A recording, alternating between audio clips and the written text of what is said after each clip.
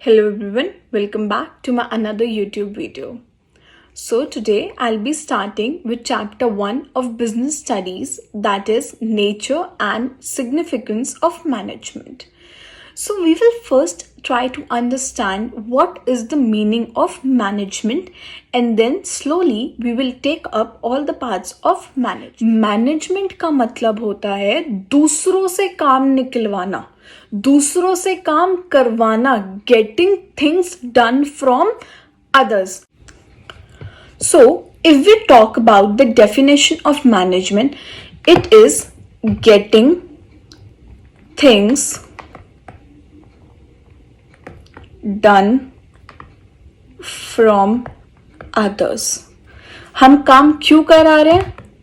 To achieve the goals of the organization. To achieve the goals of the organization. And हमें ये काम कैसे करना है? Effectively and efficiently. So getting things from others to achieve the goal of the organization effectively and efficiently. Now, what do you mean by the term effectively and efficiently? और क्या अगर ये दोनों टर्म्स ना हो, मतलब इनमें से अगर कोई बस एक टर्म हो, तो क्या मेरा काम चल जाएगा कि सिर्फ इफेक्टिव हो, एफिशिएंट ना हो, या सिर्फ एफिशिएंट हो और इफेक्टिव ना हो? पहले एक काम करते हैं, इन दोनों टर्म्स का मतलब समझते हैं कि in what do they actually mean.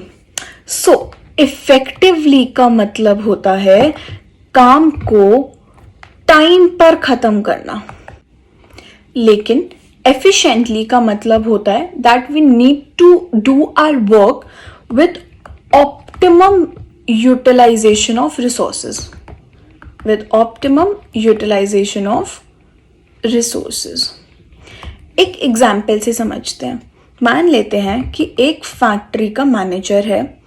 उस मैनेजर के पास एक टारगेट है कि उसको 5,000 यूनिट्स प्रोड्यूस करने हैं in a time span of 1 month. Now अगर वो मैनेजर 5,000 यूनिट्स 1 month में प्रॉपरली प्रोड्यूस कर लेता है, it means that manager has done his work effectively, कि उसने वो टारगेट, उसने वो काम टाइम पे पूरा कर दिया, तो वो मैनेजर इफेक्टिव है. लेकिन मान लेते हैं काम को टाइम पे पूरा करने के लिए उसको डबल प्रोडक्शन रन चलाने पड़े, ओवर टाइम करना पड़ा, तो इससे क्या हुआ? रिसोर्सेज की बहुत वेस्टेज हुई एंड वो काम एक्स्ट्रा कॉस्ट में कवर हुआ. कि मान लेते हैं एक यूनिट को बनाने की कॉस्ट पहले 100 रुपीज आ रही थी, लेकिन अब टाइम पे कंप्लीट करने की वजह से, क्योंकि उसके पास एक डेडलाइन थी, अब उसकी कॉस्ट आई 120 रुपीज. इसका क्या मतलब है कि वो मैनेजर इफेक्टिव तो है, लेकिन वो मैनेजर एफिशिएंट नहीं है. तो इससे तो बहुत सारी कंपनीज को नुकसान हो जाएगा कि आप टाइम पे तो काम खत्म कर रहे हो, लेकिन इतने ज्यादा आप रिसोर्सेज को वेस्ट कर रहे हो. अब एक और चीज, मान लो मैनेजर ने क्या करा, मैनेजर ने सोचा कि मैं ना रिसोर्सेज नहीं वेस्ट होने दूंगा, तो उसने धीरे धीरे आराम आराम से अच्छे से काम करा, ये ध्यान में रखा कि कोई भी रिसोर्स वेस्ट ना हो. अब इससे क्या प्रॉब्लम हुई कि रिसोर्सेज तो वेस्ट नहीं हुए, उसकी कॉस्ट फिर से वही, जो 100 रुपीज आनी चाहिए थी उसकी कॉस्ट 100 रुपीज आई, लेकिन जो 1 month का टारगेट था ना, उसमें उसका काम नहीं हुआ. अब अगर 1 month में उसने इतने यूनिट सप्लाई नहीं करे, तो जो सामने वाली पार्टी है उसने परचेज करने से मना कर दिया कि मैं नहीं लेता, मेरे को तो 1 month में चाहिए थे, आपने प्रोवाइड नहीं करे, अब मैं आपसे गुड्स नहीं ले रहा. So that would also be a problem. तो हमेशा एक ऑर्गेनाइजेशन को, एक मैनेजर को इफेक्टिव भी होना पड़ता है और एफिशिएंट भी होना पड़ता है. Both are necessary in an organisation.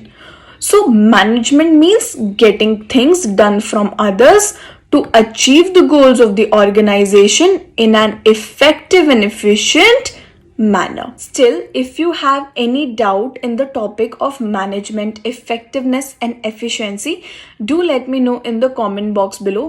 Do follow me on Instagram, subscribe to my channel, give a thumbs up. Thank you so much for watching.